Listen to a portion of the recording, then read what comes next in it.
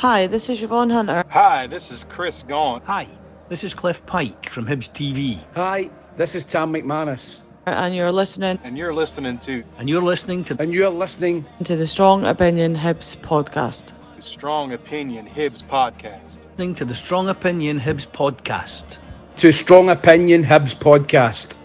Go on, the lads. What a moment this is. It's Liam Henderson to deliver. David Gray has scored. The captain. Hibs are standing on the brink of history after 114 years. Strong opinion. I love the strong opinion. Welcome back to the Strong Opinion Hibs podcast, and do not adjust your set. I am actually on the podcast. It's been a wee while, and it's good to be hosting. So as always, I am Jack, and as always, I am joined by Charlie. No Calvin tonight, but I'm joined by Charlie. So how are you, Charlie? Good, mate. Always, like I say, mate, you know the rules. If Hibs are good, I'm good. So, and Hibs were very good this weekend. So, yeah, I'm good, mate. How are you? I'm good. Obviously, it's been a while since I've jumped on, sort of work getting in the way and everything like that and other things. But it's good to be back. It feels good to be recording again, and we've got a good episode in store for you tonight. So hopefully enjoy it. So we'll start with Hibs men and a big win in the race for Europe through in Paisley. St Mirren, Charlie, you were there right in the middle of all the action. So first of all, you're on the supporters bus through to Paisley. What were your thoughts heading into the game, mate? Originally, mate, I thought it was going to be a draw. St Mirren are obviously in good form, great home form. They'd only lost once at home start of the season to Motherwell going into Saturday. So I couldn't see us getting beat either. But I thought it would be a draw. But obviously we'll get into the game. But I was confident going into it. Like I wasn't expecting us to leave without a point at least. So I was feeling good going into it, mate. Yeah, I've got to say I was sort of mixed emotions because obviously there was the draw against Ross County, and I sort of thought, that was a big chance, and we maybe, a bit sort of feeling a bit degraded from that game. So I don't know where we're going to, be funny against St Mirren. Obviously, St Mirren have that phenomenal home form heading into that game as well. And to me, I was a bit worried what's going to happen, but as it turned out, we got our just desserts. We got our rewards out of that game. Obviously very impressed, but I thought it was going to be a draw. I thought it was going to be 1-1 or 0-0. I thought it was going to be one of those cagey games. So anyway, Charlie, next thing is obviously lineup. What was your sort of reaction to the lineup when it came out? When you saw that team sheet? I was pretty pleased with it, to be honest, mate. I think Cadden has failed to deliver the past couple of weeks, so it was good to see Egan Riley get a start. Obviously Nisbet out injured, so McCurdy was probably the natural one to fit in there. Other than that, I think it was pretty as expected. There's no real any real surprise. Wasn't expecting Hoppy to start. Wasn't expecting Josh O'Connor to start either. So I think when you look at it on paper, it's probably the best team Johnson could have went with going into it. Obviously, had to change it very early on with McCurdy going off, but I was, when I seen it, I was pleased, and I think it's probably the team that will probably play on a week on Saturday against Kelly, potentially with Nisbet replacing McCurdy, who is out for a wee while, I would imagine, with that injury. But I was happy with it.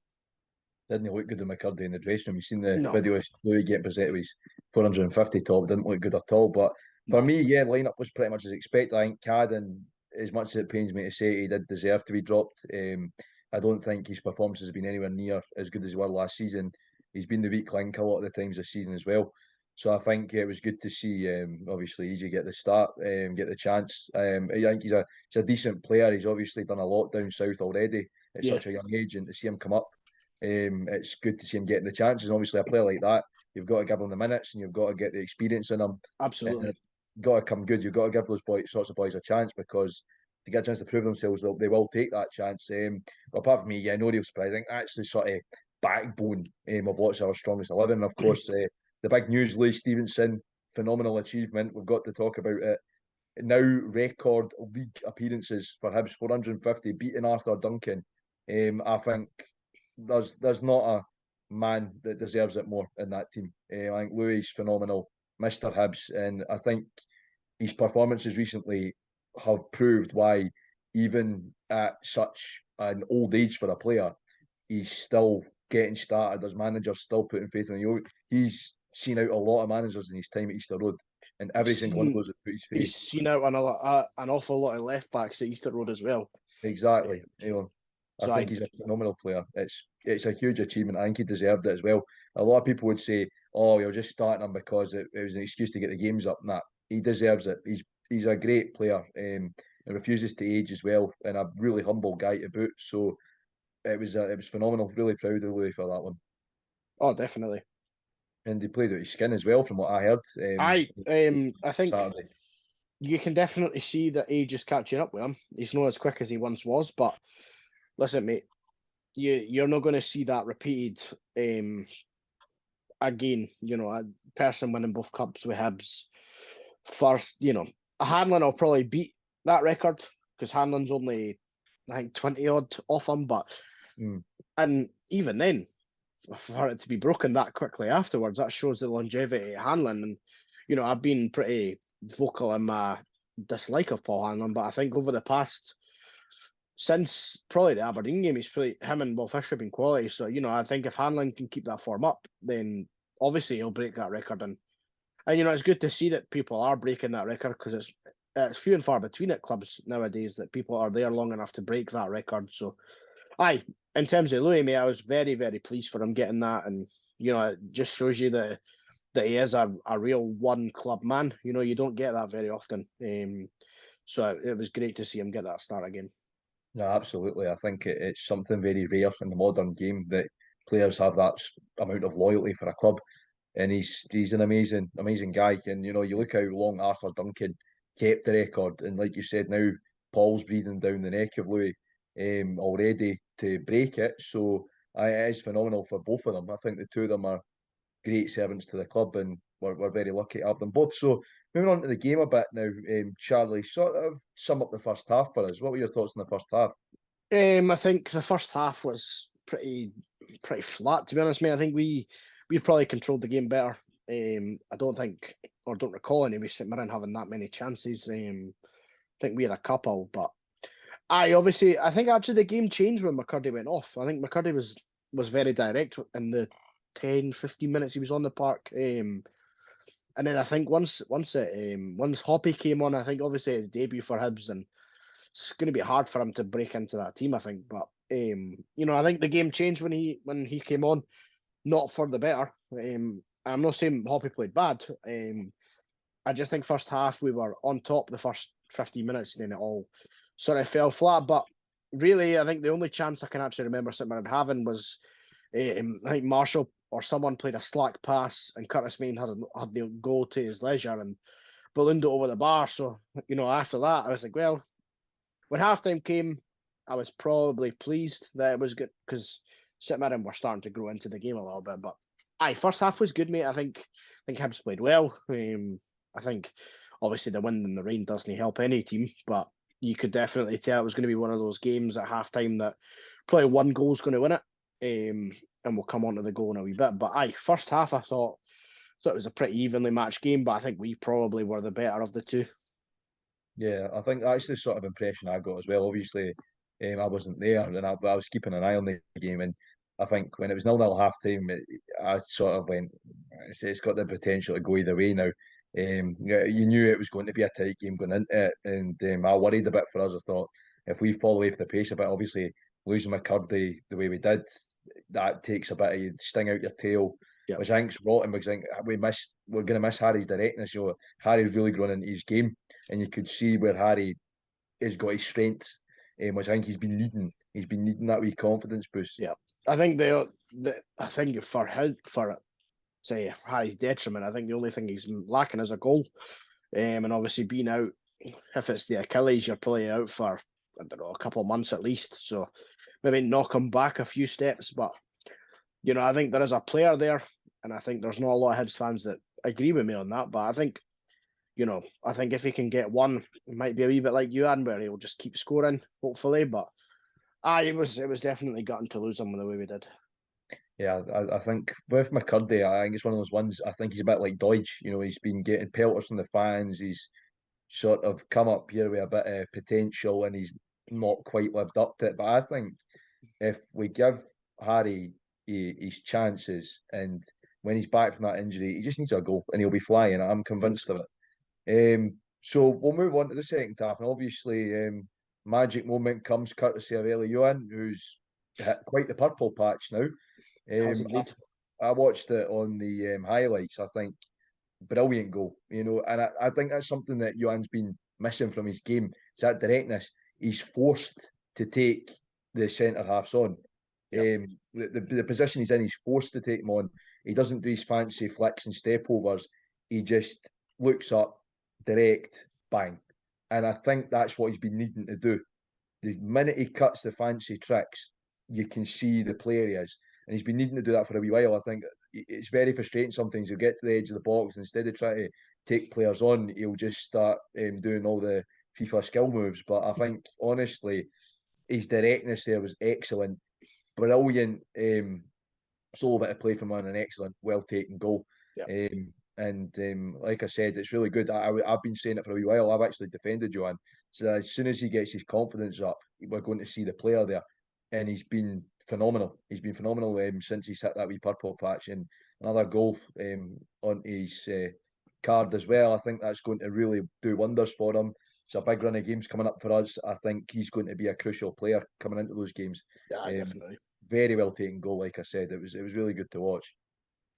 I think I think it was maybe after the World Cup break or just before the Rangers game. I think he'd said in an interview that I'm going to show Hibs fans the real me. I was a bit confused by that because I was really hoping that we would have seen that long before now. But I think he's hitting form at the right time of the season. Because, we had McCullough scoring goals, we had Nisbet scoring goals, and obviously Nisbet hopefully is back for the Kelly game. But, to score 3-3, it's a great return. And I think on the goal, it's not often that Youan Henderson gets praised, but I think when he came on, he must like playing at St Mirren Park because he had a class game there last season, and he changed the game in our favour on Saturday. He really did. Him and Cadden, when they came on, they were both very good. And I think, Youan still had a lot to do when he got that pass.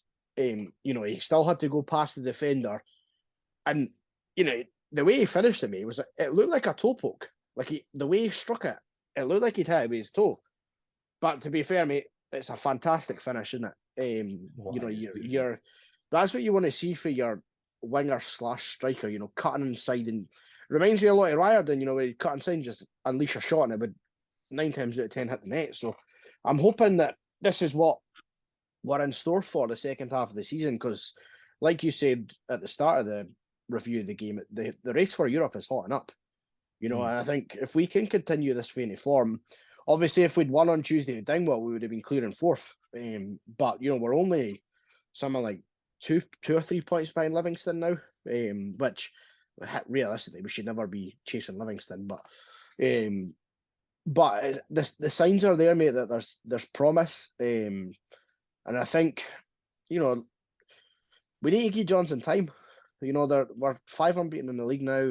Obviously, we had that earlier in the season where it was that 4 wins and we went on that calamitous run. But, if we can go into the Rangers game 7 unbeaten in the league, if we can avoid defeat against Kelly and Livingston away, then there's no reason why we can't step up when Rangers come and be like, well, we've nothing to fear. So I think, and if Youan's providing the goals, great. And I just think, I think he is turning into the player that we desperately needed. And like I say, mate, we've got an option to buy him in the summer. We should 100% be taking that at this rate. I'll definitely be all over it. I think that's it. I picked up on something you said there. He's come good at the right time of the season. He really has. This is when you need your striker to be scoring goals, because it's getting tight now. Things are getting very, very tight. Things are getting interesting. So when we need Ellie on top form, and he's coming good for us, which is phenomenal to see, because I always knew he was going to do it. I had that feeling. I had that feeling about him, and I'm very seldom right with that gut feeling about players. There's been a few players in the past I've said, oh, they're going to come good, and they never did. Yeah. And I felt quite let down. But Ellie's proven me right, which is great. Over the moon for him. So at the end of the day, he's a young lad as well. And He's I only think he's 23 or something. So I think that confidence breeds confidence as well. I think if he's confident, there's no reason why the rest of the team shouldn't be confident. It's spot on, especially since it's a very hard league to adapt to Scotland, especially where he's played before. So obviously, one sort of more point from the St Mirren game before we sort of wrap up on that. What I bring up is Will Fish and Paul Hanlon. It's the centre back pairing of nightmares from Tynecastle. Obviously, the two that when we put the two of them together, we thought never again. Yeah. But I think the two of them have been solid recently, and we've seen that again on Saturday. Big plaudits for Will Fish and Paul Hanlon. Yep. What I've got to say on it before I jump over to you, Charlie, is I think it's really good to see. I think Will Fish, it was very easy to just cast him aside as another Nathan Wood, where we brought him up on loan from England, and he's been all fart and no jobby. You know, he's come up with all that potential, and he's just completely shat it up in Scottish football, and he's not lived up to that hype. But I tell you what, he's used that from Tynecastle. He's owned it, and he's really come good. I thought he was brilliant against Aberdeen. He's looked really good against St Mirren. If he can continue that, I think with Rocky out for the foreseeable, he's going to become a crucial part of that back line, which is good to see. And then obviously Paul, I think Paul's been solid. I couldn't fault him in that. In this wee run we've been on, I can't fault Paul at all. He's been back to his old dependable self. I'd say very reminiscent of the season we came third for me. Paul, he's been sort of solid, dependable, no obviously setting the world alight, but doing what you'd expect your centre half to do. So I'm really happy that the two of them, because I think Will Fish got absolutely slaughtered at the time, and deservedly so. Rightfully so. Rightfully so. I think now it's very easy. Like I said, Nathan Wood got slaughtered after the Dundee United game, rightfully so, lost his place in the team. But I think Will's obviously been working on the training ground to prove to Lee that he deserved to be in there, because Lee could have easily been given Oscar McIntyre a chance over Will Fish in that back line. Do you know what I mean? You know, he could have been given one of the youth lads a chance instead with the injuries. Or he could have been making a makeshift defence. He could have shifted another player back in. He could have even shifted Jago. He could have slotted him in there. So Will Fish has proved himself, which is good to see. So it's good to see those two with a solid display. So what were your thoughts on the Fish Hanlon duo at the back? I think the most refreshing thing about the two of them is that they actually just want to defend. Like so often we'd see Porteous, Rocky just try to run up the park with the ball, but when Hanlon and Fish get it, their first instinct, and Hanlon's been like this forever, but I think it's been highlighted to me more now I've seen Will Fish beside him, is that they both just want to defend. And Will Fish is he's growing on me every game. I think the Tynecastle one, stupid to start him there. Like Johnson should never have started him at Tynecastle. Or if you're going to start him, play him at centre back. Then he play him out of position. And I think that's what Johnson's getting right with a lot of these players now, is he's playing them in the right position and they're coming good. By the two of them, mate, they just want to defend. They win, I would say, the vast majority of balls that are coming towards them. And I'm confident with the two of them. I tweeted when Porteous left and Rocky got injured that I didn't want to watch a partnership of Hanlon and Fish all season. And I'd like to go on record and say I would love to watch a partnership with Hanlon and Will Fish all season now. And I think that's probably what Hanlon's needed, is someone that's younger, that he can mould, I think. Like, bring through, develop, nurture beside him. Because obviously he's had that with Porteous, and Porteous has left. You know, he had that with Rocky. Rocky's injured. So it's nice to see him with another younger player that, you know, if he can bring him through and we get him on loan again next season, or he goes back to Man U and gets a big move because he's played well for Hibs, then ideal. But the two of them are great, mate. I think they're definitely the starting two at the back. I would say, you know, it's hard to see where CJ fits into that. Maybe he's more of the right back option, but I think, you know, having the three centre backs until Rocky's fit, it's good. You know, I'm not worried with those three as your options. Yeah, but I think that it's a good place to be in. Also, another player that's maybe been getting some unfair criticism as well that I want to bring up, who I think's actually changed us for the better since he's come in, is Jimmy Jago. I think a lot of people have been giving him stick, and I don't understand why. I think he does a job that we've been needing. We've been needing a proper hard man in midfield for a long time that doesn't do anything special. He's just your big, mean defensive midfielder who breaks up the play and protects the back line. And I think Jago's been doing that. We've been needing him since Bartley left, I'd say. He's sort of like a Bartley or Milligan sort of figure that they're not a skillful footballer. They're not nice to watch sometimes, but they just get in there, get battered in, and do a job. And I think Jimmy Jago does that. I've got to say, we've looked a lot more solid with him in the team. Absolutely. He's really, take the Hearts game out of it. That we were did well in, but no. Take that out of it. I think he's been great since then, and he's providing that bit extra something in midfield that we needed, because I think we spoke about it on the podcast before. I know it's one of Calvin's pet subjects is also a bit boy band in midfield. We've not been strong in midfield at all. Almost like a donut that teams are just running through us. Teams are not running through us now that we've got big Jago in midfield. I think he's a good player. I like him, and that's my sort of old-fashioned defensive midfielder. I just like that. I like a hard man in midfield. I think Jago's some player. I think he's definitely that midfielder that probably will go under the radar a lot, which is what I like. I don't like a midfielder that's flashy and that's not my type of midfielder. I like a boy that's going to break up the play, get the ball forward, and that's all he does. I want a functional midfielder that gets the ball, passes it forward, gets the ball, passes it to the side, gets the ball, and if he needs to, he'll go backwards. But his main, the thing I like most about Jago is the first thing he's looking at when he gets the ball is who's in front of me. He's not a midfielder like Campbell of last season, where his first option would be, right, I'm going to go backwards. I think Jago is definitely what we've been missing, and I can't speak highly of him. Highly enough of him. He is top quality, and if that's the type of player that we needed to push us to get fourth this season, then I'm glad we've got it. Yeah, 100%. I've got to agree with all that. I really do like him as a footballer. And like you said, you don't want a midfield that's all flashy. I just want someone who gets in there and does a job. As simple as that. So that's us for the St Mirren game. A huge 3 points as we continue to turn what had the potential to be a horror show of a season around. And hopefully there'll be European football of some description at Easter Road next season. Whether that's the Conference League, Diddy League, whatever, Eurovision, Intertoto Cup, we'll see. But there might be European football of some description at Easter Road. The passport might be getting dusted. There you go. So we'll now move on to the other Hibs win of the weekend, and that was, of course, a fantastic win for Hibs women at Meadowbank as we beat bottom of the league Glasgow 7-0. So, going into this game, it's what we were terming as our goal difference game.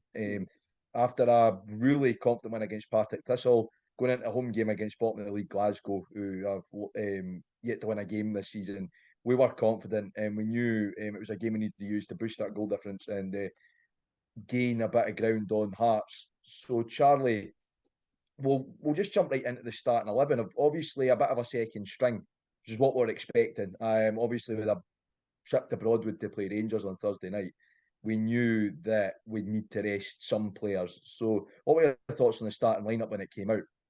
I thought it was good, mate. Obviously, the biggest one was seeing Rachel Boyle back on the bench. We'll come on to her performance later on, but seeing Kaczynska start, it's good. Like there's no reason for Benny to play in that game, especially with a tough game on Thursday. There's no two ways about it. It'll be a tough game. And I think seeing Shannon Leishman start was good.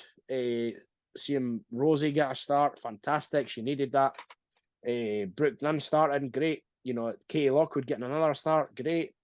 Nor continuing to be in the starting 11 as well. It's good. I want to see more of that. You want the players that haven't had much game time this season to get game time, and no disrespect to Glasgow women, but that's the perfect game to do it. Bottom of the league, haven't won a game. As Dean said in his post-match interview, we expected to win that game. So my only potential gripe would have been I would have liked to have seen maybe Leah Tweedy start, but she obviously came off the bench, and we'll again come on to that later. But yeah, I think it was good, mate. I wasn't unhappy with it at all. It would be disappointing if anyone's unhappy with that starting 11 yesterday. No, I think it shows you how much we've sort of come on from last season, where last season we hardly had a bench, and now we can actually afford to put out a second team. Yeah, I thought Danny's the big one for me in there. She's been a really good backup, and like I said, considering she was an emergency signing after Tebbit got injured and we Hannah Marriott went off to America, I think it's great to see Danny getting those chances and proving herself. That's her played 3 and kept 3 clean sheets now. So a very good backup option, and as much as she didn't have much to do, it's great to see her get the minutes. It's great to see her get the chances, and a bit of consistency in her career, because obviously she's been a bit of a lost soul. Yeah, she's bouncing around the lower leagues of English football before she came up, and I think it's good for her to have a bit of consistency. And yeah, she's a really solid backup option. I'm happy to see Rosie. It was great to see Rosie. I mean, the thing about Rosie is every time she plays, she's like Hayley. She keeps getting better and better and better. And it's an ideal game to play, Rosie. And that's the sort of games you want to put young, hungry players out in and give them a chance to really show what they're about, strut their stuff. So I was really happy with the lineup. Of course, Smalley on the bench. It's great to see her back after so long, and it shows you what a strong person she is. That's not easy on anyone in any sort of walk of life, to be having 2 kids through a C-section, and to come back with that, being a full-time mum as well, and to come back and play a professional football match. Got to say hats off to her, because I don't think it doesn't take just any. It's a special person it takes to do that. So really over the moon for Rachel, and it was great to see her back. And of course, I would agree with you. I think I would have actually given Leah the shout. I think it's ever since Leah's been recalled from Queen's Park, she's another option to have, and we've got to give her the minutes, because I think we're beginning to see the player she once was. I don't think that spell at Hearts did her any good, because she came into that Hearts team when they were in a big transition phase. So I think it's good to have Leah back, and that obviously that spell at Queen's Park's done her the world of good as well. So I would have actually given Leah a shout, but really happy with Rosie, of course. Katie and Brooke have both been really good. Katie especially. So obviously, first half we make a positive start. Rosie puts us 1-0 up very quickly. Great to see Rosie scoring. Like I said, it was a good goal, very well taken as well. Then we basically pepper Glasgow, but to Glasgow's credit, their keeper, first half especially, was absolutely unbelievable.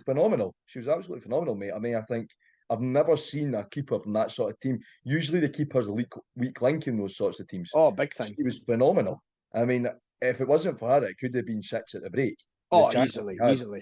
I mean, I was really sorry. I felt really sorry for Brooke. Brooke could have had a hat-trick in that game. I think there was the post saves. It was honestly so unlucky for Brooke, but full credit to the Glasgow keeper. She was fantastic.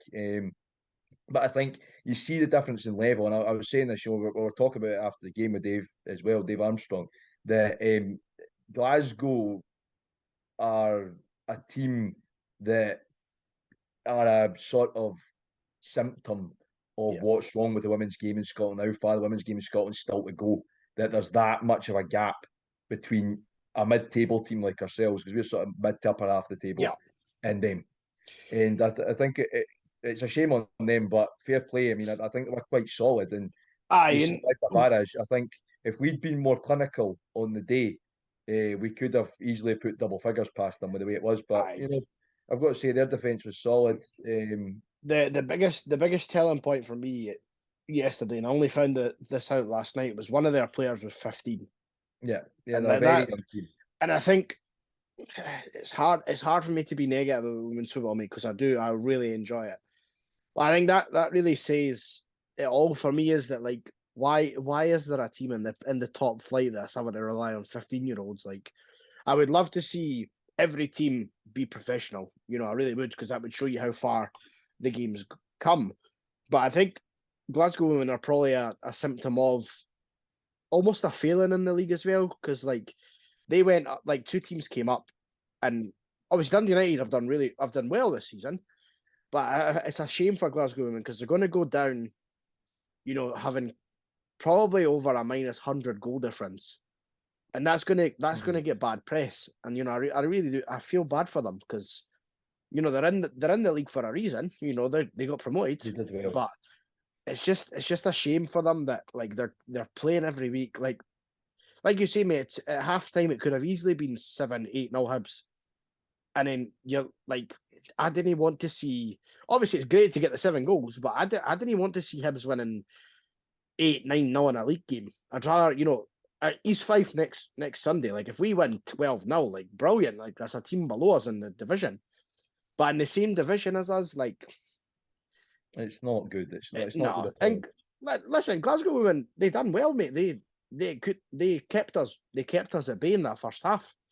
And then I think the floodgates really opened in the second half, which we'll come on to. But I thought their keeper was top class. She really was. She was very, very good. Yeah, absolutely. I think that's it. And it's something that I've been saying a lot of recently. And I think what we'll see next season is when a SPFL club, it looks like it'll potentially be Montrose that are going to win the league. They're an SPFL club.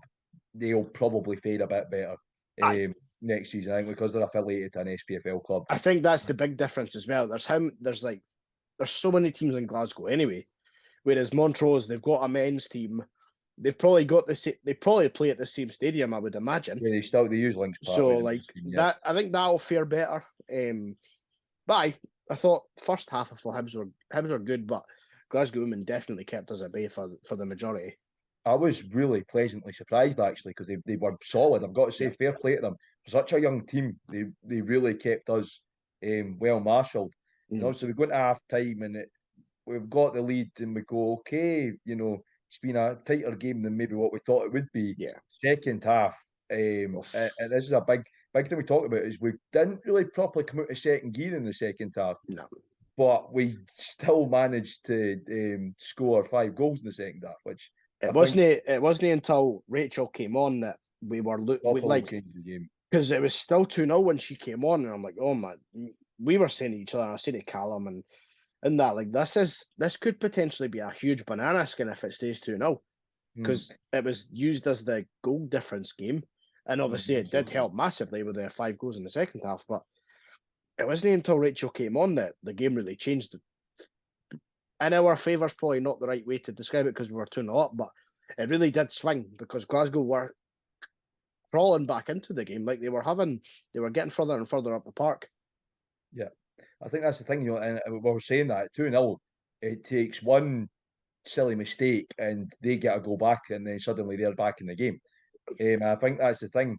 And we were talking about that where there was a few dodgy passes from Ellis and some other players where you were going, if that was against even like a Dundee United, that would have been punished. Yeah. It's just a case of Glasgow were beginning to get a bit leggy. Yeah. And had we played a team like Dundee United or Aberdeen or Hamilton even, then that would have been punished. It's as simple as that. So I think that we were beginning to just sort of, I think it was a bit of complacency creeping in maybe. Rachel comes on, instantly changes the game. I mean, was on the park 20 seconds. On the park 20 seconds and scored. I mean, I think you look at that. I mean, again, she's no long had a bairn for a C-section, and 20 seconds into her first game back, bang. Great finish as well. Full credit to Rosie for the ball as well. Oh, absolutely. I mean, Rosie was phenomenal. How she didn't get player of the match in that game is beyond me because Rosie didn't just score; she worked her arse off in that game as well. Ava played well, but how it never got given to Rosie was unbelievable. The thing for me, Rosie's work rate is. I mean, a lot of young players that come in and they struggle with the physicality maybe, or they can get tired easily. I think Rosie could run up and down that pitch all day. It's as simple as that, and she's strong as well. She doesn't get bullied. She knows how to handle herself out there, which is great to see. Because I think you see it. Look, for example, Josh O'Connor comes on at Easter Road against Aberdeen. And bear in mind he's older, and he got bullied by the Aberdeen players. Rosie doesn't. I mean, the example I use is when we played Rangers and Rosie gave Nicola Docherty a very good one. Nicola's no pushover either. Nicola's a big girl, she's a very strong player. And Rosie was right in there, no bothering, stuck right in. So I think it's very interesting to see how quickly Rosie's developing. It's great. I think she's on an even quicker track than Ailey, and that's saying something.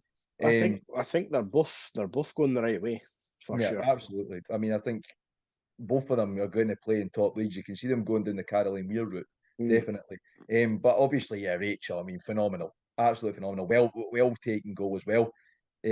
So I think the other talking point, since she's your favourite player, Charlie, is we will talk about Leah Tweedy, because I really did want to bring this up. Obviously, Leah's struggled ever since she left Hibs, had a okay spell at Hearts, comes back, gets loaned out to Queen's Park, gets recalled, and you think, okay, she's just put there for an extra body on the bench. But she's proven she's not just an extra body on the bench. I think she came on, played really well. I thought she was really good. She looked good when she came on. She looked really good. I'm good. I'm really glad to see it because obviously I've been watching Hibs Women for quite a wee while now, and I seen Leah when she was in her prime. And that's just talking about the sort of glory days of Hibs. And I seen Leah when she was playing up top with Jamie Lee Napier, and she was a phenomenal player then. And you're beginning to see that again, which is great because it was so easy that after that sort of not so good spell at Hearts and getting chucked out on loan to Queen's Park, you could go, okay, well, that's her career maybe over now. Yeah. But she's come back and she's been phenomenal. I thought she looked good when she came on, got a very well-deserved goal. And I'm going to say it now, East Fife, there's an opportunity to start her. I think you start up top against East Fife. It's a huge game for her, for confidence, get a few more goals under her belt, and I think she'll be flying again. I would say so. I think Sunday is the perfect opportunity to give players like Leah, players like Danny in goal again, maybe Rachel, maybe Rachel for a start, yeah, start or at least a half. It's time. It's a great opportunity to get these, the players that are looking to get game time. And I think we need to start a strong squad, because we want to go through. But I would be okay with players like Poppy and that starting as well. Players that, like I said, need the game time, give them the game time. Because no disrespect to East Fife, mate, but we should absolutely hammer them. Because they're the bottom of the SWPL too, they're the league below us, they're bottom of the league below us. There should be no bother for us, Yeah, exactly, that's it. I think the one last thing on Hibs Women, before we wrap up this segment, I've got to say, we've had a brilliant the defeat to Spartans aside in the league. We've had a great start to this half of the season. Yeah. Really, I think we're looking really good. You can tell we've really gelled as a squad. Katie and Brooke have come in and just absolutely hit the ground running. Katie, especially, I mean, another really good goal for her. Aye, Katie's on three goals now. Yep, she's doing well. Katie's to me, Katie has been signing of the season. She's up there for sure. And once what sort of other teams should be very scared of is once Crystal can start playing again. Oh no! I mean, we're spoiled for choice with attackers. And with the news that came out today that Mickey signed an extension until 2025, like we've got such a big squad. Exactly. I think if we can keep the core of the squad in the summer, because obviously there will be players that move on. Yeah. That's the way of it. If we can keep that core of the squad, mate, there's no reason why we can't push for higher next season. I think we'll get fourth. But there's no reason why we can't push for third next season. No, absolutely. I think it's a huge win. And obviously a trip to Broadwood on Thursday to play Rangers, and then our Scottish Cup campaign continues against East Fife.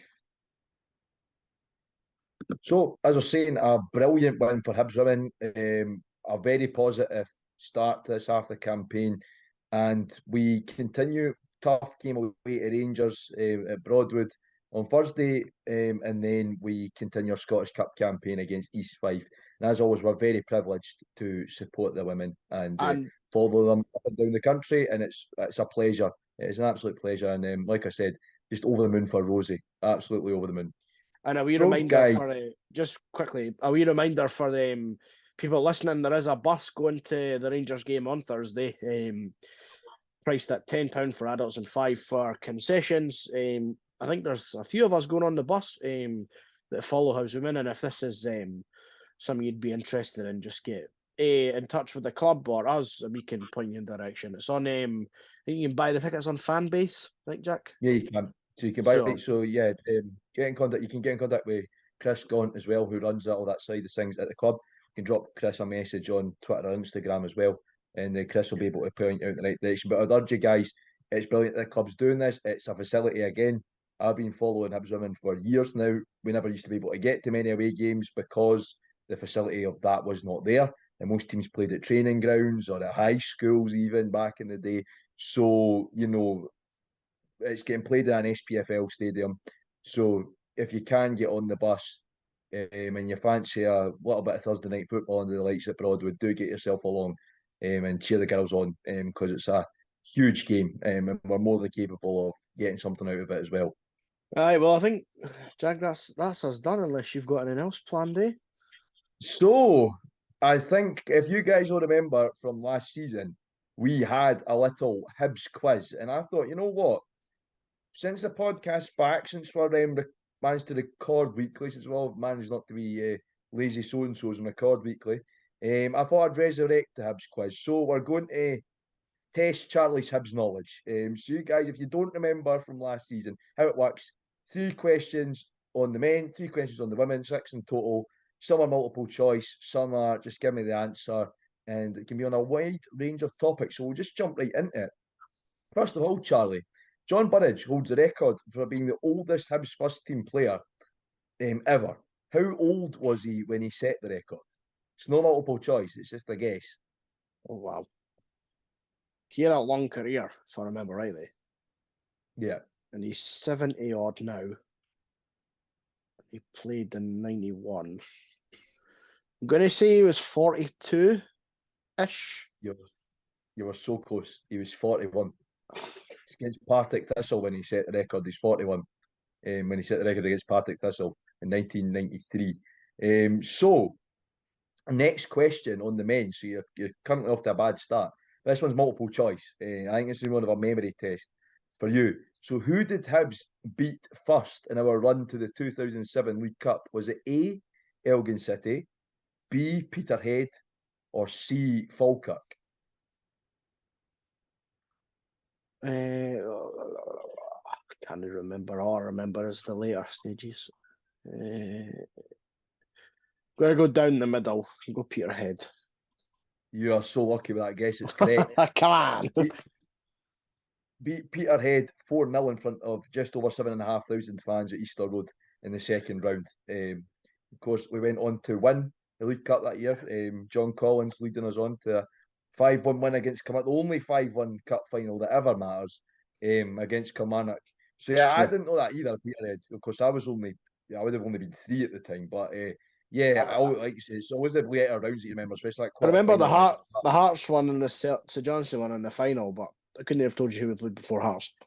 Yeah, I really did not know it was Peterhead either. I know we'd beaten a lower league team quite by a lot, but I couldn't have told you it was Peterhead. And just over 7,500 at Easter Road, like I said, those were the days when games like that you really were toiling for a crowd at games like that. So last question on the men. So you've got 1 so far, 1 point. That's all right. What North African nation could current Hibs youth star Malik Zaid represent in international football? Is it A, Tunisia, B, Egypt, or C, Libya? Do you know, I didn't think it was any of them, to be honest. Libya? You're correct again. I thought it was somewhere else. But so I'm Malik right. Zaid could represent Libya. So his current FIFA nationality is actually listed as Libya as well. So he could represent Libya. Malik Zaid, a phenomenal player. I've got to add on to that as well. just signed a new deal as well, which is good. Yeah. Lad looks like a fantastic player. So you've got 2 out of 3 heading into the women's questions. So I thought I'd give you a nice easy one. Thank you. If you don't get this, then I'll be very annoyed with you considering. So your first question of the women's segment is, what WSL club is Lucy Parry currently on loan from? Liverpool. Correct. So yeah, Lucy's currently on loan from Liverpool, who won the championship last season, so came up with the title, currently playing in the WSL. So, question number 5. So you're currently doing a bit better. You're currently sitting on a decent amount of points here. Doing good. 4 out of 5. 4 out of 5. So, number 5. Rosie Livingston made her first team debut in 2021 at just 15 years old. On the last day of the season, what team were Hibs playing? Was it A, Forfar Farmington, B, Hamilton Accies, or C, Partick Thistle? Were you at the game? I most certainly was. It was actually my first ever football game since COVID, to throw in another fun fact here. I remember you talking about being at the game, but was it Partick Thistle? Is that your final answer? I'm going to go Partick. It's probably wrong, but I think it is that. You are wrong. It was Forfar Farmington. Was that their last game before they folded? Yes. Aye. It was. So Partick were still in the SWPL. Oh, so they were. So yeah, Partick were still in the SWPL too. They took Forfar's slot in the league, That's which is why I actually put them in there. That's right. That's right. So Rosie came on quite late in the game and actually scored as well. Scored the 7th goal. We beat them 7-0. Rosie scored the 7th goal. Hibs women like a 7-0, evidently. We do. So yeah, Rosie's first game, 15, and she scored in that game as well. So the last question, you're currently sitting on. No, it's not too bad. At least you're currently sitting on 4. 3 out of 4. 4, is it? My maths is terrible. No, 3. 3. Let's Calvin edit that out. Anyway, we don't want to look like idiots here. So this one's a difficult one, I will say. Hibs women have had a few homes over the years. Which West Lothian-based East of Scotland League club did we ground share with for a period of time? Is it A, Livingston United, B, Linlithgow Rose, or C, Broxburn Athletic? Broxburn. You are correct. It was Broxburn Athletic. We shared Albion Park for a good wee while, and of course those were in the days. Claire Emsley and Caroline Weir played for Hibs. I don't know what happened to the two of them after that. But Caroline Weir never amounted to anything in her career, did she? Plays for some team in Spain called Real Madrid. Apparently scored a hat-trick at the weekend as well, another one.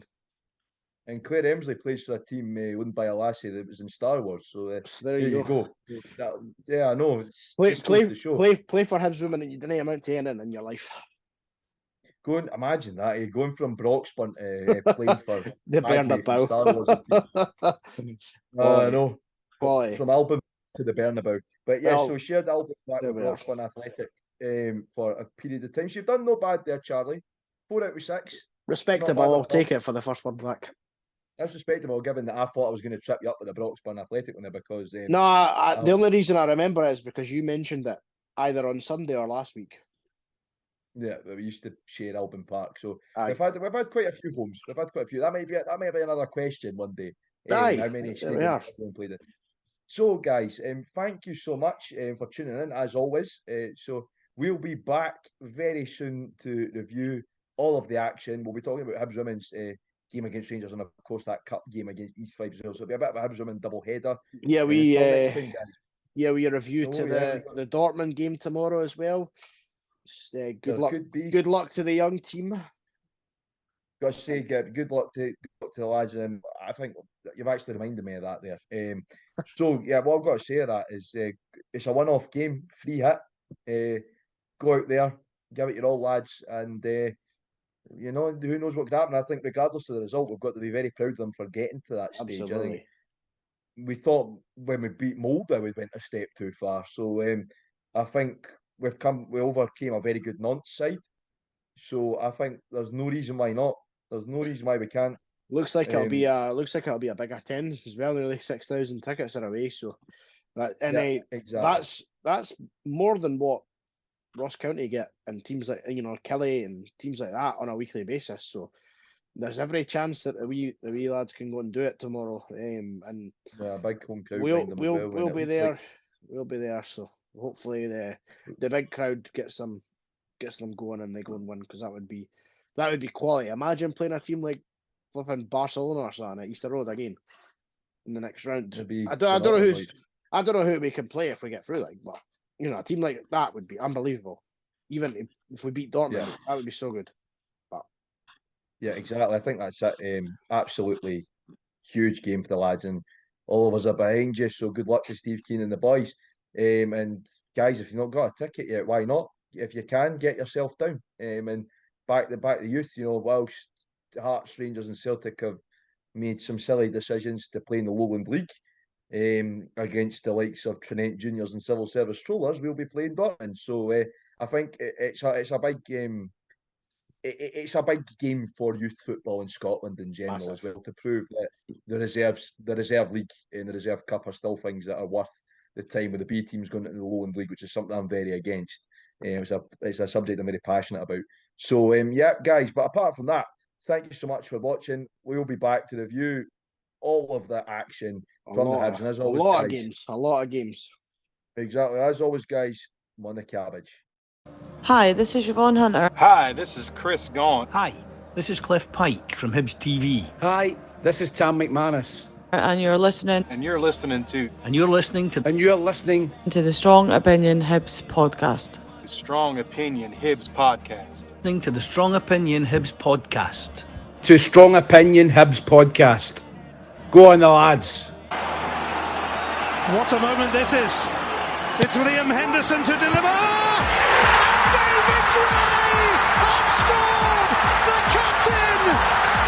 Hibs are standing on the brink of history after 114 years. Strong opinion. I love the strong opinion.